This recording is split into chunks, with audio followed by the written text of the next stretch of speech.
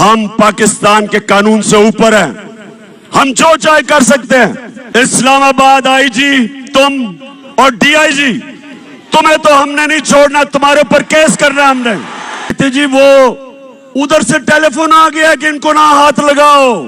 पिताजी हमने कुछ नहीं किया, हमें पीछे से बूट लगा था।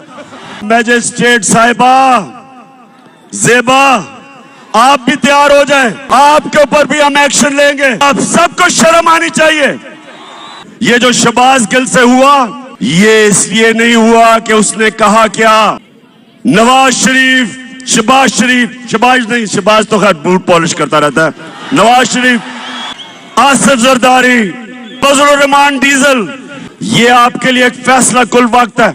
आरवाई ने कोई गलती की, मेरा मौकफ वो पब्लिक के सामने लेके आ रहा था। Defining moment